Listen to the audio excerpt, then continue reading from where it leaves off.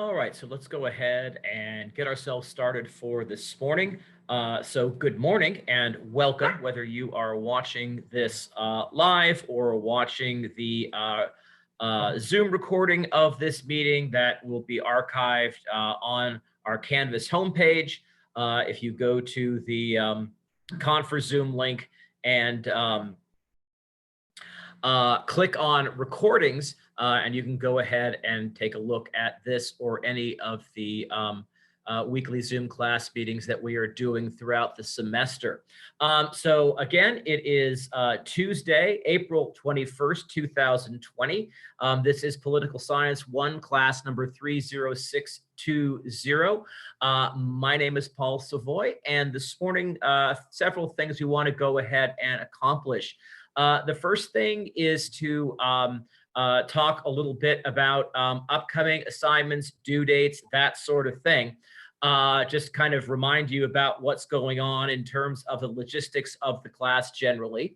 Then we'll go ahead and I'll deal with any questions or comments or problems that you are having with the material that you are working on right now for the current assignment that you should be working on, and that is the discussion forum post, easy for me to say on a Tuesday morning, dealing with the last of our 4 linkage mechanisms, which are campaigns and elections. So if you remember, if you joined us last week during our Zoom meeting or watched the recording, I kind of went through, kind of gave you a broad overview of the campaigns and elections class notes that I've posted for you on Canvas as my dog chimes in the background.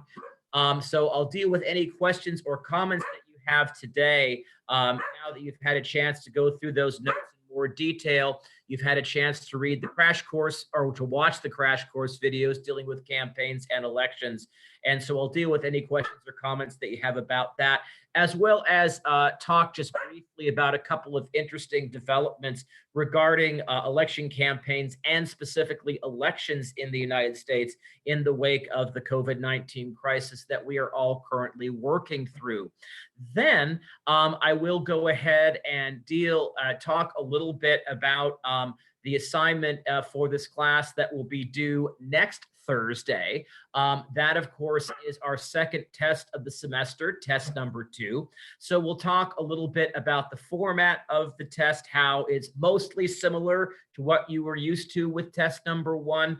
I'll talk about the couple little differences, and then I will go ahead and deal with any questions or comments that you have dealing with the test itself or the material that is covered by the test.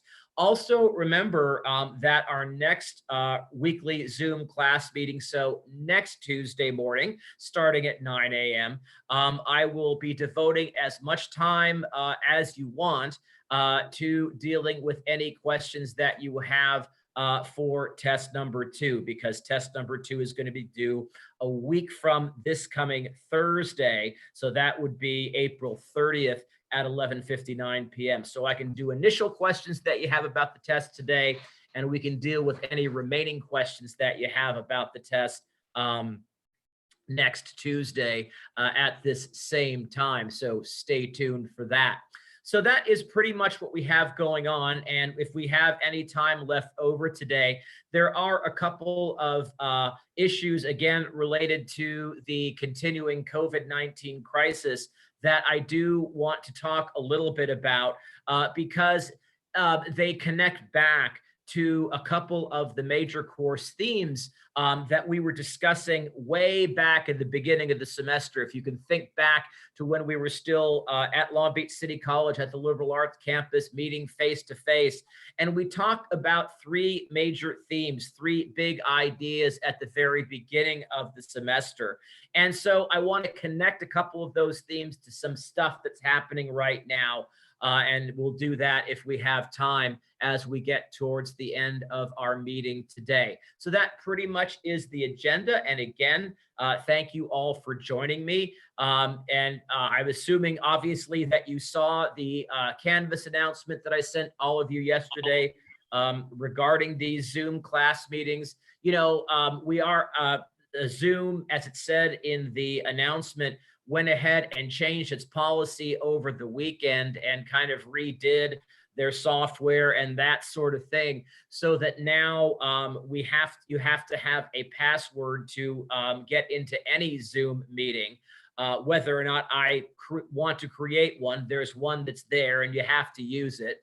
And same thing if you want to access the recordings of these meetings after the fact. And so I'm in the process of working that out. I'm hoping to be able to create a permanent password so that you can use the same password for each of these weekly Tuesday morning Zoom meetings going forward.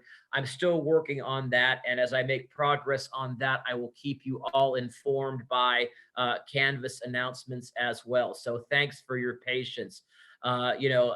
Zoom, because of, the incredible increase in business that they've been seeing since this whole COVID-19 thing began, coupled with the fact that a lot of people are going in and randomly disrupting people's Zoom meetings. A new word is going to be in the dictionary called Zoom bombing. So Zoom is taking additional security steps, but they don't always tell us in a timely way. So again, I'll work that out and keep you posted on all of that. All right. So probably the next thing that we should talk about is the fact that the next assignment that you will have due for this class is the latest discussion forum post that you should be working on right now, dealing with the last of our 4 linkage mechanisms, dealing with elections and election campaigns. And remember, the due date for that is this coming Thursday. That is the 23rd of April at 11:59 p.m. And of course, for that assignment, as well as every other assignment that we have for this class, the 3-day or 72-hour grace period applies. So if you are unable to submit your assignment via Canvas by the Thursday at 11:59 p.m. due date, you'll have an additional 3 days to submit that assignment, and you can still submit it for full credit as long as you're in that 72-hour window. And that's for this assignment and every assignment that we have going forward in this class until the end of the semester, including test number 2 and 3. Now, and the Student's Choice Project as well. Now, here's the thing. Most of you that are enrolled in the class have been continuing to regularly participate in the class, specifically by turning in the assignments since we've moved completely online.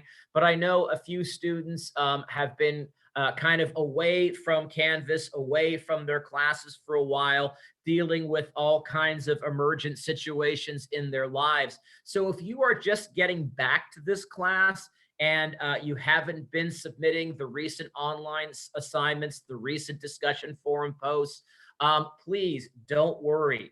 I had one student, for example, email me yesterday say, well, what can I do about those missing assignments? Can I make them up or am I screwed?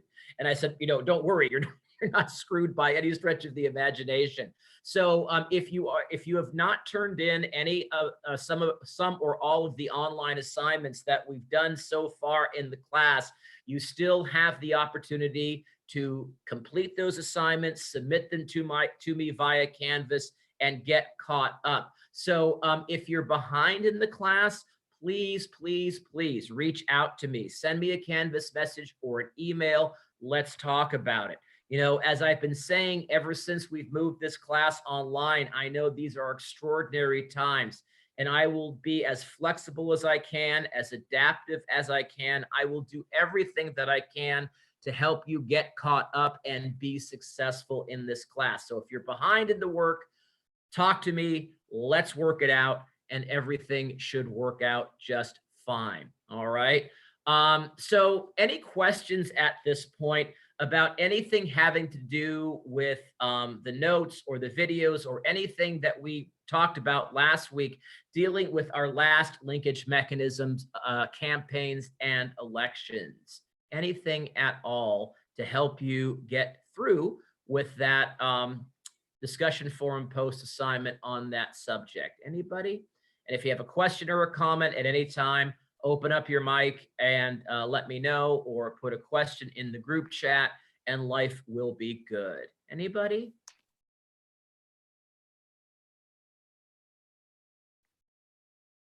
Okay, so and obviously, if a question does come up between now and the due date on Thursday, do please feel free to send me a Canvas message or an email, or you can go ahead and join me in my virtual student hours, which are every Monday and Wednesday afternoon, 2:30 to 3:30 Pacific Daylight Time. And the Zoom link and password that you need to access those meetings is listed on our Canvas homepage in the basic course information section. So always feel free to reach out to me there as well.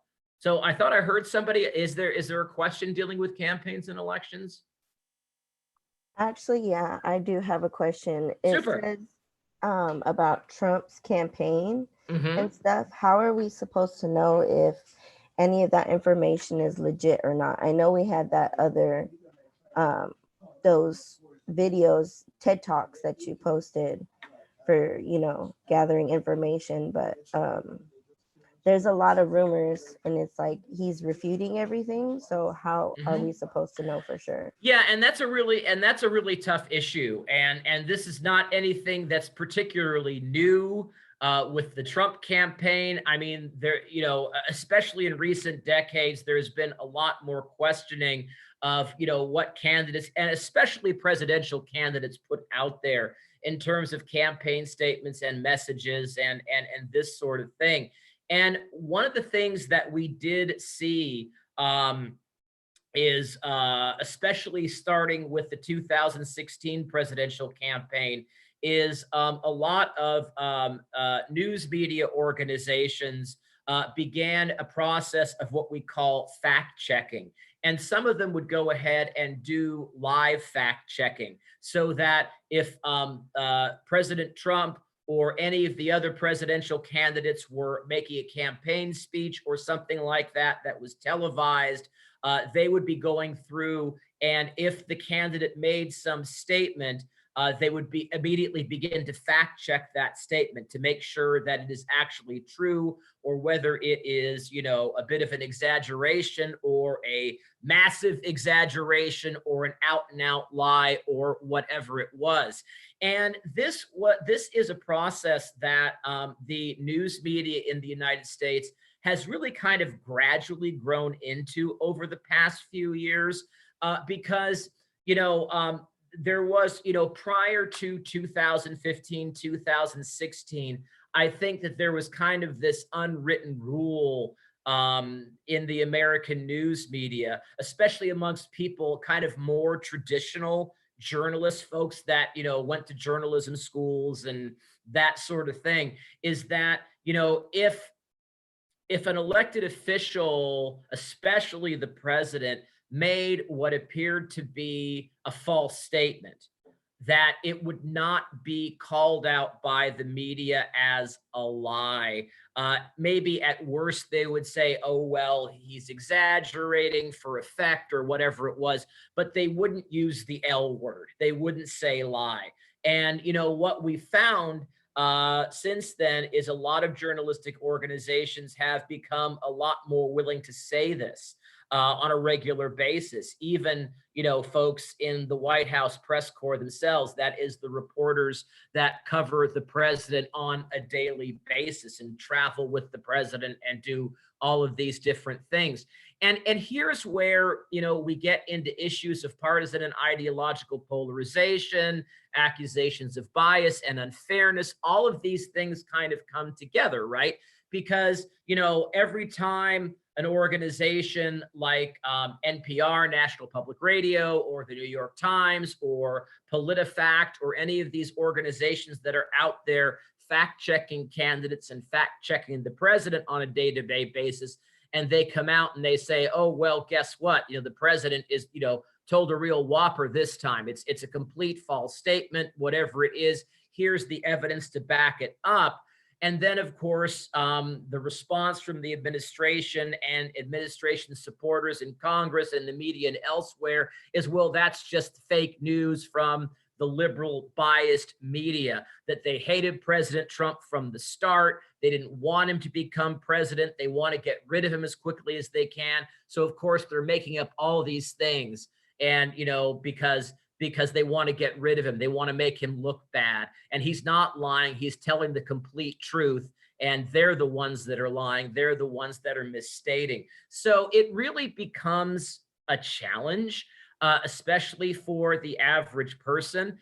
But, what you can find is that frequently, if you're looking, at news media stories on this, where they are attempting to debunk or fact check something that the president or some other elected official or candidate says, they can point to specific factual information. And a lot of times, especially recently, President Trump has been fact checked by his own previous tweets. He'll say something now, and then the media will dig back and they'll find a tweet from 3, 4, 5, 6, 10 years ago where he says the exact opposite thing. So it really is tough. And, as those two TED videos that we looked at back in the mass media section said, that, you really do have to be a critical consumer of this stuff. And, so if someone says, well, the president's lying, don't just take that on faith that it's true or that it's false. They need to be able to show you some credible evidence that is the case. Does that make sense? Yeah. Okay. So any follow-up to that, or any other questions dealing with anything related to campaigns and elections in the United States? Anybody? So, one thing that I should say, because, in the campaigns and elections section, we talk mainly about election campaigns, but obviously, as we mentioned last week, the actual elections themselves are an important part of how that linkage mechanism works. And obviously, we do have national elections coming up in November of this year, where we will be having a presidential election. All the seats in the lower house of Congress, the House of Representatives, will be up for grabs. 1/3 of the U.S. Senate seats will be up for re-election, and a lot of other state and local governmental positions around the country will be up as well. Now, obviously, a lot of people are expecting that the U.S., at least parts of the U.S., are still going to be dealing with the whole COVID-19 situation, even by the time we get to the general election in November of this year. And so the question becomes, what do we do? Because maybe you saw a news story a couple of weeks ago when they had the presidential primary election in the state of Wisconsin. And folks in Wisconsin wanted the opportunity to be able to have every voter in the state vote by mail in that particular election, because there was fear that if people were going to polling places to cast their ballots, they were standing in line, they weren't able to maintain social distancing, that it would, cause a further spread of the coronavirus. And the state of Wisconsin made the decision that they were not going to do mail-in voting for that election. And so people in Wisconsin had this really terrible choice. Either you go and vote, you do your civic duty and you go and cast a vote and risk becoming, infected with the coronavirus, or you stay at home to be safe, but you don't get a chance to, cast your vote, to make your opinion known to government. And in a democratic political system, in a representative democracy like we have here in the United States, that's really problematic. People shouldn't have to make the choice between, safety, their own public safety and their own health, versus being able to actually vote and participate in an election. So there is this growing controversy now, what's going to happen in November, especially if we are dealing with this COVID-19 crisis still. And there is thought that there could be, even if the spread of the disease dies down over the summer, that there could be a reignition sometime around the month of October. So what if we are still dealing with this in November? You know, what do we do? Shouldn't all American voters have the opportunity to be able to cast a vote by mail? And there's a really big controversy about this. And the Trump administration and the Republican Party in general are against the idea of vote by mail. They say, well, it's rife with fraud and other possibilities. Folks who study elections will tell you that there really isn't much potential for voter fraud through an all mail-in election. The state of Oregon has run, for example, all of their state and local elections by mail for a long time. And so there are all these charges and counter charges going back and forth between Republicans and Democrats, as you might expect, on this issue. So this is a really big and fundamental question. You know, should American voters have to make the choice between protecting their health and being able to participate in elections? And obviously, only time will tell to see, you know, what ends up happening with that. But it's a big issue, a big controversy. So any questions, comments, problems about that? Anybody? Is there any way that like Congress could force all the states to do mail-in ballots for their own safety? Congress, that's a tough question, and I think that's something that would still have to be figured out, because generally speaking, and remember federalism, right? We talked about that early in the semester. That's how the Constitution divides power between the national government and on the one hand, and the 50 state governments on the other. Now, remember what we said, that under the Constitution as it exists today, the national government has most of the power and states don't have a lot of power. But states do have the power. They have primary control over how elections are conducted, right? So theoretically, I guess that Congress could pass a law, you know, urging states to develop completely mail-in, you know, balloting for the upcoming elections. They probably couldn't force all states to do it. At most, what they would, if they wanted to encourage states to do that and discourage in-person voting, would be to go ahead and tell states, okay, we know that if you go to all mail-in voting, you're going to incur a whole lot of expenses. It's going to cost you a lot of money that you probably don't have. So guess what? Congress, we will give you the money. Any state that wants to do mail-in balloting for the upcoming elections, we will pay for it. And that could encourage states to do it. But I don't think that's going to be the issue. I don't think that's going to be the concern, because remember, the Republican Party, which is generally opposed to mail-in balloting for a variety of reasons that are probably more political than anything else, unfortunately, they control the upper house of Congress, the U.S. Senate. And so I don't think there would be a majority of folks in Congress who would want to urge the states to engage in mail-in voting. So I think that what could happen is a different scenario. You could have most states, well, not even most, you could have many states want to do mail-in balloting. Some of them might have a hard time funding it, financing it. And you could see some states going to Congress and say, hey, could you please help us out with this? And Congress saying, no, sorry, we just don't have the money right now. So, you know, whatever.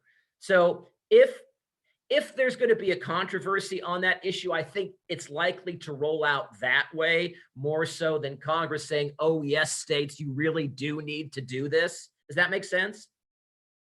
Yeah. So any other questions about campaigns and elections? Some great questions today. Thank you. I do really appreciate it. So anybody else on that topic?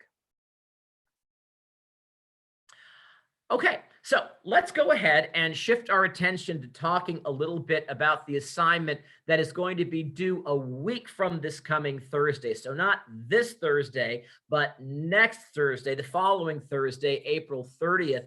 And that is our second test of the semester, test number 2.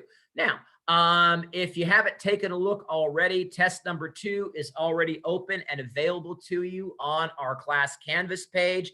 If you click on the assignments tab in the left-hand margin of our homepage and then scroll down to where it says test number 2, click on that link, you will see it all laid out for you. And let me kind of go over how the test is going to work, and then I'll deal with any questions that you have about the format or process of the test, or about any of the information that is covered by the test. So for the most part, test number 2 is the same format as test number 1, the test that all of you took back when we were still on campus and we took that test in class face-to-face. So it's the same 2-part format as test number 1.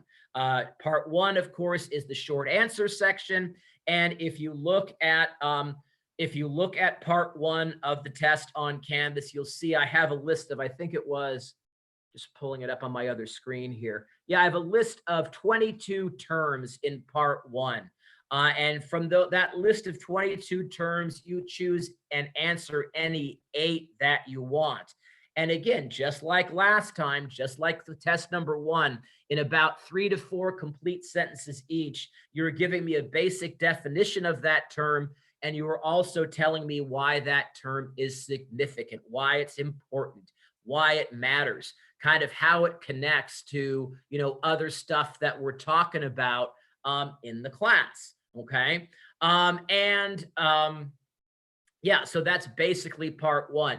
And again, just like last time with test number 1, each of those 8 terms is worth 7.5 points each, for a maximum of 40 points possible for test number 1. Part 2 of the test is the mini essay section, just like last time. And if you take a look at the test on Canvas, test number 2, you will see I have 4 potential mini essay questions there for you to answer. So just like last time, read through the 4 questions, pick the one that you think that you can do the best job answering, and then answer that question in approximately 5 paragraphs, maybe a little less, maybe a little bit more, depending on what you think you need to do to properly and completely answer the question. And that 5-paragraph essay is worth the remaining, or pardon me, getting myself mixed up. So it's 60 points possible in part 1, 7.5 points each per term, and then the essay is worth 40 points. Sorry, I'm getting it backwards. I haven't had enough caffeine today, obviously. Okay, so now a couple of differences between the first test that we took in class face-to-face and test number 2, and eventually test number 3 at the end of the semester. So first major difference, obviously, test number 1 was in class. It was closed book, closed note, and it was timed. You had an hour and 25 minutes to take the test. Now, for this test, test number 2, and the last test of the semester, test number 3, they are, since you'll be completing the tests at home and submitting your answers to me via Canvas, test number 2 and test number 3 are completely open book, open note, and they are not timed. Okay, so we're not going to use Proctorio or some other, test security service and say, well, you have to sit down and do the test during this period, and you're going to be on camera, and so we'll know if you cheat and look at other sources, and that, not doing any of that. That is, I just don't believe in that stuff. I think it's kind of ridiculous. So as you are working on your test, again, no time limit. You can have, your assigned readings out in front of you. You can have all of the class notes from Canvas out in front of you. If you want to review part of one of the videos that you looked at to help you answer a question, please feel free to do that. So again, the tests are completely closed, are completely open book, open note, with no time limit. Just make sure you submit it by the due date or within the 3-day grace period after that. So that's pretty much how the tests work. And again, you'll be submitting it by Canvas. And when you take a look at the test, there's 2 ways that you can submit your answers via Canvas. One way is you can pop up a text box and you can just either type in or cut and paste your answers into the text box on Canvas, and click submit, and it goes to me. Or if you would rather, just put all of your answers, part 1 and part 2 of the test, in a file and just upload the file via Canvas, you can do that. But the file has to be either a doc file, a docx file, or a PDF file. So you can't use a Google Doc and send that to me or anything else like that. Okay. So that is kind of the logistics, the mechanics of the test, pretty much what you are used to from last time. Oh, one other difference to mention. Remember part 2 of our first test, you had to bring into class with you an outline of your part 2 essay and turn that in with the rest of your test. No outline required for this test since it's open book, open note, done at home. We're not worrying about an outline for part 2. So all you need for part 2 is your 5-paragraph answer, and that's worth the entire 40 points possible in part 2. So does that all make sense? Any questions so far about any of the instructions, the logistics, the process for our test number 2? Anybody?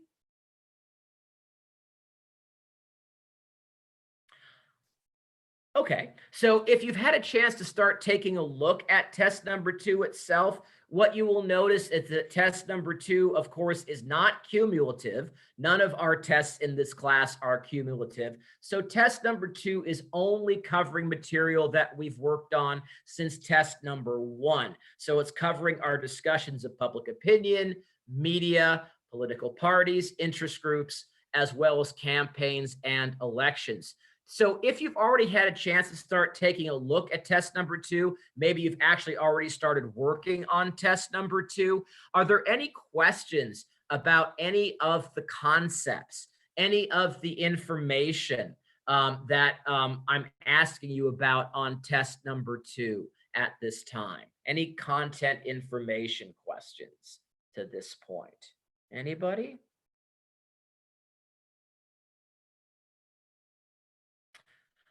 Okay, and obviously if questions come up about test number 2, lots of opportunities for you to get feedback from me to get your questions answered. You can pop in to my virtual student hours on Zoom either tomorrow afternoon, next Monday afternoon, or next Wednesday afternoon. You can also always send me a Canvas message or send me an email.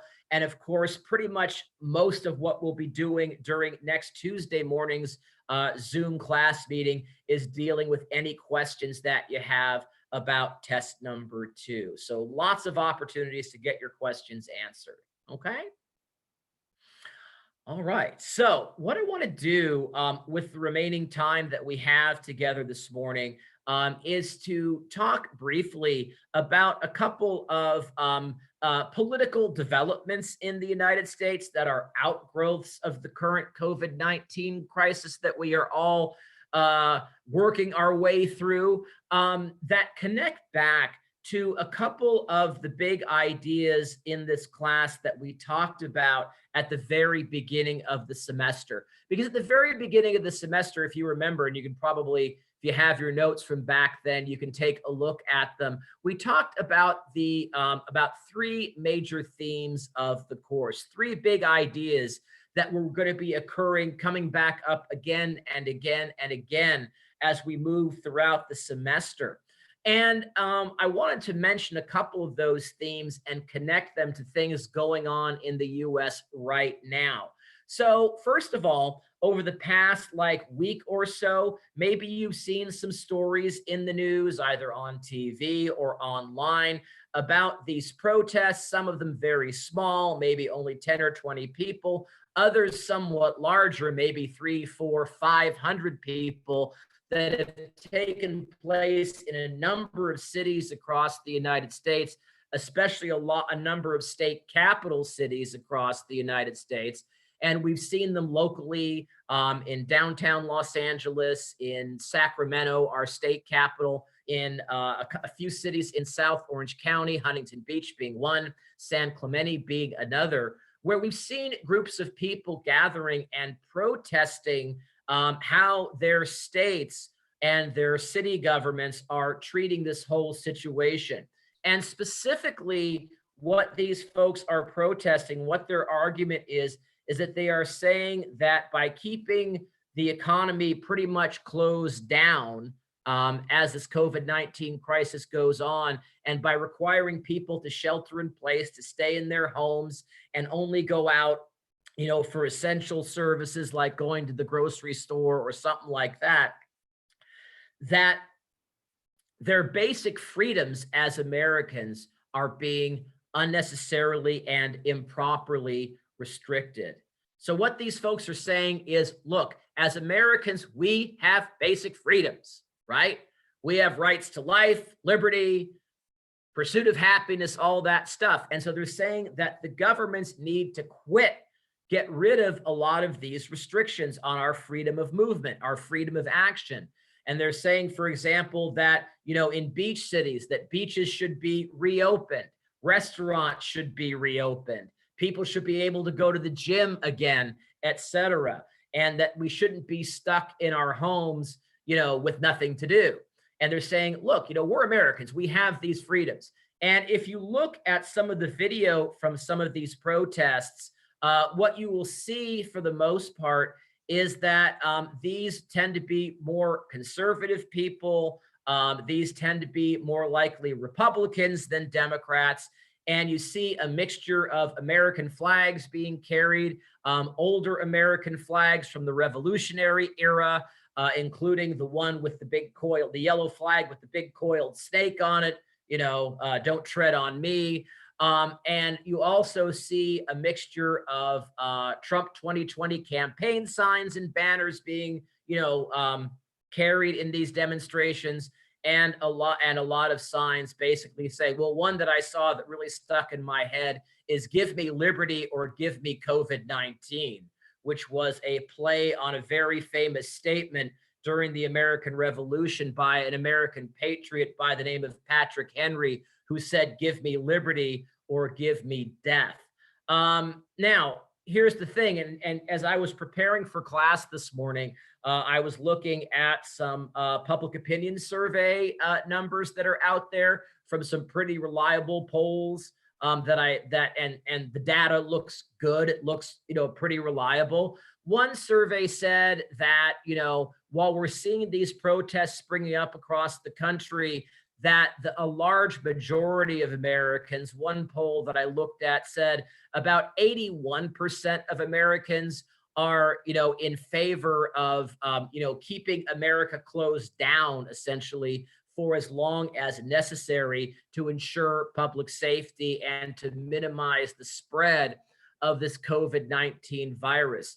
And so, the story that we're being told by the mainstream media right now, though you'll see a very different story on more conservative news outlets like Fox News Channel, for example, is that, some Americans are feeling this way. Some Americans are trying to, get the country opened up again. But a large majority are saying, no, it's too soon. Let's be safe. Let's listen to the experts. Let's listen to what the doctors and epidemiologists are telling us, and let's stay closed down. Let's try and contain the spread of this disease as much as we can. And so what this connects back with to what we were talking about at the beginning of the semester. Remember one of our major course themes. Remember we talked about this notion of growing partisan and ideological polarization in the United States. And remember what we said.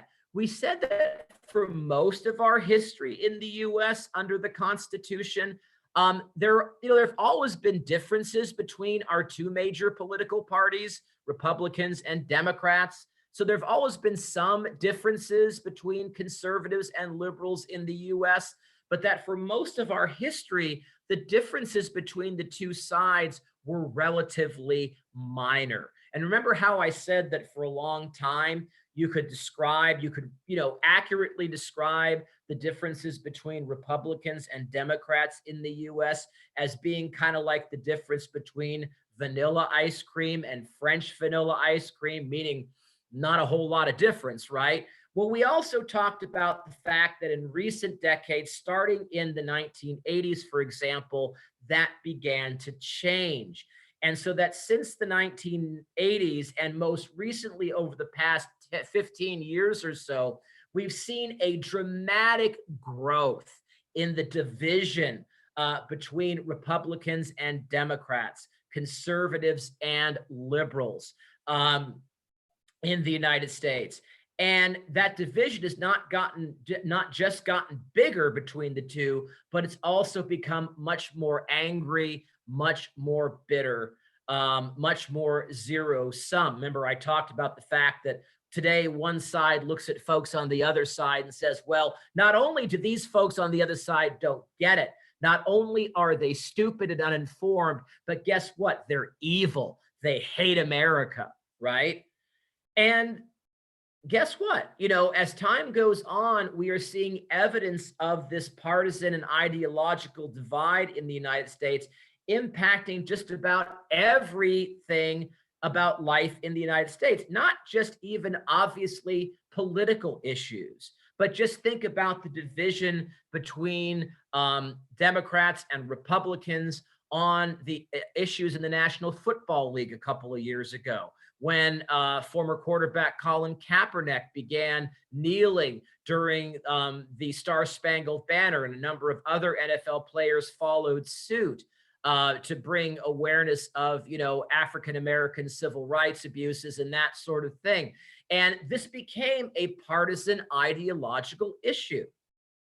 It's football, but it became highly politicized because of this deep division between the two parties. And so here we see the latest example of the politicization of our daily life in terms of how each side, Republicans versus Democrats, are responding to this COVID-19 crisis. Because notice, most of the folks protesting the restrictions on our freedoms because of COVID-19 are conservatives, are people who identify proudly and openly as being Republicans, whereas a lot of folks on the other side would be more likely to be to identify either as being more moderate or perhaps being Democrats, perhaps more liberal Democrats, that sort of thing. So I wanted to point that connection out to you as well. Any questions about that? Questions or comments, reactions, anything like that? So I got a question on the group chat from Angeline. Do we know if these people are small business owners or people that were laid off? Obviously, we have no way of knowing that, but we can tell just by the nature of the signs that they are carrying and the banners and that sort of thing, that most of them do overtly and proudly identify as being conservatives. But that's a really great question to ask, because yeah, if you are a small business owner that was promised to get some financial help, some financial relief from the national government, and you're told, oh, sorry, you're not getting any, the money has already run out. Or if you were laid off by a business that's had to either temporarily or permanently close as a result of this, you might be rather pissed off too.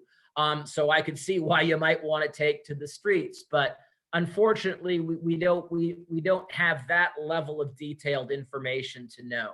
But that was a really great question. So any other questions about you know, how partisan polarization is exemplified by these give me liberty or give me COVID-19 protests that we've been seeing around the country? Anybody? Okay, so one last connection that I want to make in just the last couple of minutes or so to a major course theme. Remember one of our other major course themes from the beginning of the semester in conjunction with that book on California by Manuel Pastor that we were reading?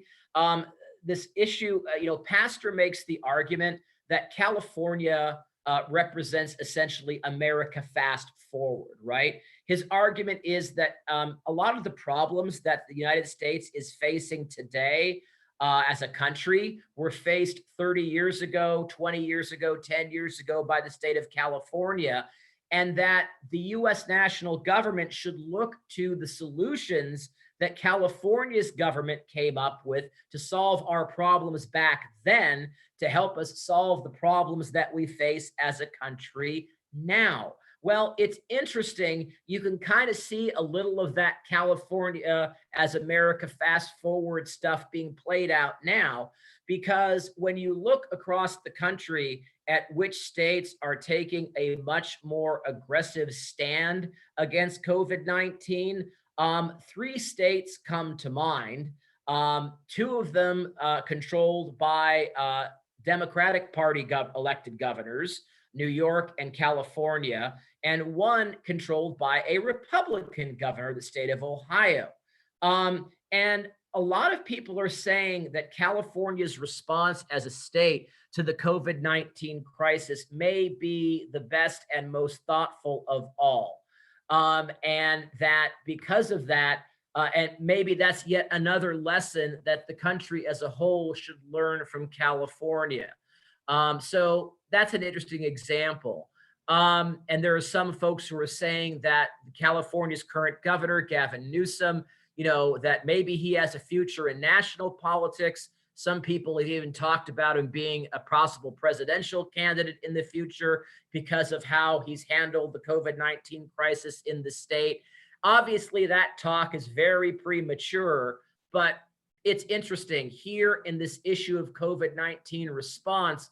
A lot of people around the country are looking at California and saying, hey, they're kind of leading the way here. Maybe we should follow what they're doing.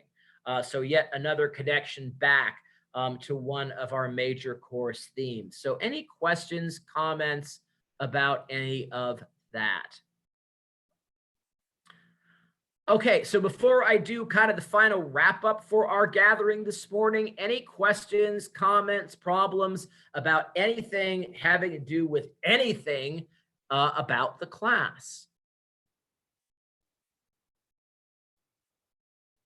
Okay, so remember what's upcoming. This Thursday, 11:59 p.m. plus 72 hours grace tacked on after that. Your next discussion forum post assignment on campaigns and elections needs to be uploaded to Canvas. Next Thursday, a week from this coming Thursday, April 30th, again, plus the 3-day grace period, test number 2 is due to be submitted via Canvas. Questions about the test or anything, please see me during my Zoom student hours, Monday and Wednesday, 2:30 to 3:30 Pacific Daylight Time. Send me an email or a Canvas message anytime, or stop by this meeting next week, and I'll be happy to deal with any questions or concerns that you have dealing with the test. All right. And remember, again, what we are going through right now in this country is unprecedented. We've never had to live through a situation like this before. And I really appreciate and understand the struggles that a lot of you are going through in your day-to-day lives just to keep things going. So know that you are not struggling alone. Please know that I am always here for you, whether it's something having to do with our class or something that has absolutely nothing to do with our class. Even if you just need a few minutes to vent, to reach out and talk to a friendly face or a voice, I am always here for you, okay? You are not alone. And I'm really proud of the progress that you're all making in this class and in just getting through from day to day. So, pat yourselves on the back, because I can't pat you on the back myself. I can't reach through the screen. I'd like to, but I can't. So hang in there. Keep going. I'm here for you when you need me. So if I don't see you sooner or talk to you sooner, I'll see you next Tuesday morning. Take care. Hang in there. And have a good day. Take care.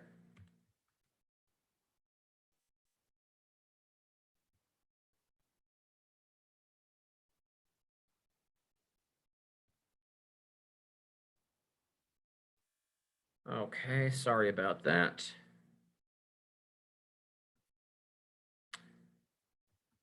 All right, there we go.